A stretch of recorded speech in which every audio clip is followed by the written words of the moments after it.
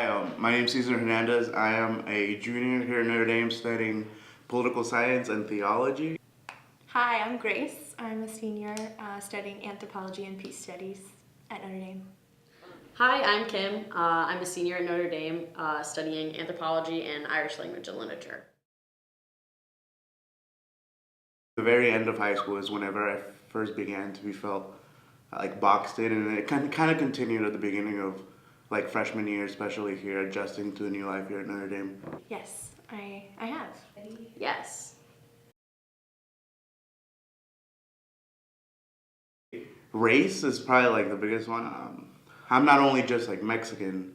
I'm a first generation immigrant. I migrated from Mexico when I was 10. Actually, it has to do with what I'm studying. I do peace studies, which I get a lot of flack for, and so a lot of people box me into it, what they think that means. It's my sexuality. So I identify as queer, which is kind of an umbrella term for LGBTQ identities. And it basically just means that I'm attracted to any and every gender. September, October of freshman year, I posted something on Facebook, and it wasn't like anything like political or anything explicitly. It was actually very like Notre Dame patriotic. Like it was like, oh, I love Notre Dame, blah blah blah. I think it was like right after a football game or something. So one of my high school friends said, "Oh, you're only there because you're Mexican." Like that's literally what they said in one of the comments. So it's like, so don't be so happy about. Don't feel so happy that you're there because you're only there because you're Mexican. And then I got really like I was just angry. I was thinking for like the whole month after that fight. Every time I see it, it's like I'm like, who? I wonder who read this. Sometimes like I wonder where they feel or how they feel now that it's the elephant in the room now, like because it's been acknowledged. Like it's like we've acknowledged the elephant in the room, but we're still not doing anything about it. And it's just like, so is Caesar here because he's a minority, or is he here because he's qualified? But it was throughout that, and like I think my friends from high school felt that I wasn't qualified enough to be at Notre Dame because I mean I was at the top of my high school, like I was in the top 4%.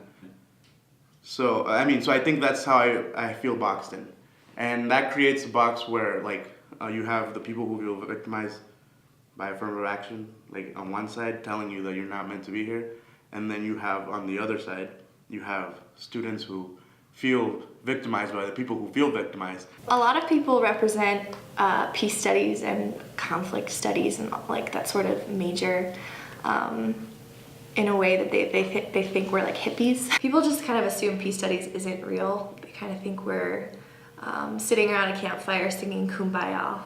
I get told that I'm studying like Smoke-a-Doob studies or Hakuna Matata studies or Hug the World studies, when in reality I get to take classes on some really important issues. So institutionalized racism in the federal prison system in the United States.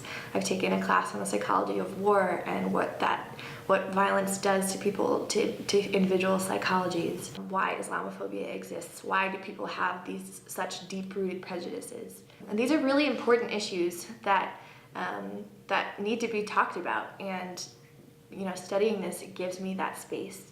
And people don't see that, and I wish more people would. There's a lot of phobia concerning it. I know that they're the most like common things that you'll see are like homophobia and biphobia. So like recently there was, I think it was a People article maybe that I saw on Facebook, and it was talking about celebrities that are bi and talking about like their experiences. I think Anna Paquin was one of them. She's one of the stars of True Blood. And she's married to her male co-star, and she's like talking a lot about how even though she's in like a heterosexual relationship, that doesn't erase her like queer identity. And like if you just looked at the comments on that post, people were like, no, like she's confused, she doesn't understand, like she's actually straight, and like all of these other things. And it's just like very common for people to just put you into a box of either, oh, like you're participating in a heterosexual relationship, you're straight, or like you're participating in a same-sex relationship, you're gay. And it's like they don't actually listen to you and like how you want to be identified.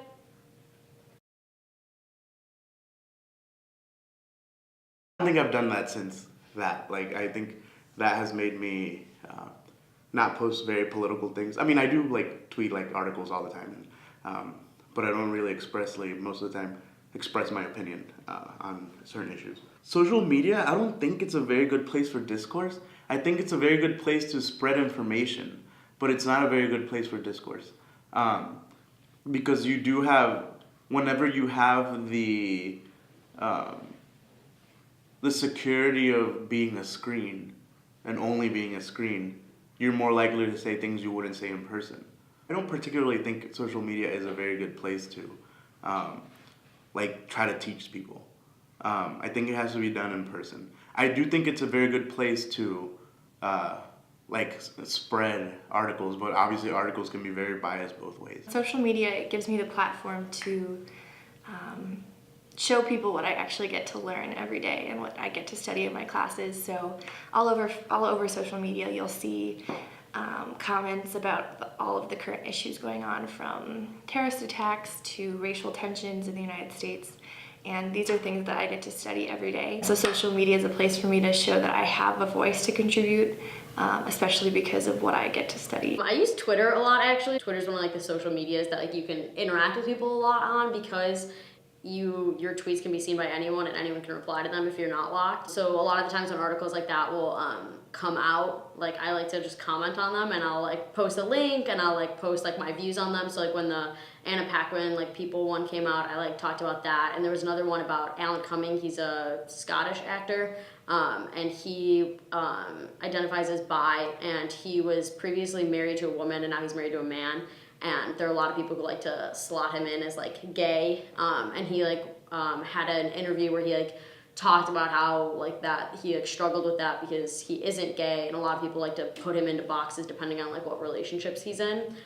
So I like to use Twitter to comment on that and raise visibility, because even though people can be participating in heterosexual relationships, it doesn't mean that they are heterosexual. And Twitter and other social media forms are a very easy way for queer people to raise their visibility of their identities. So that's basically what I use social media for.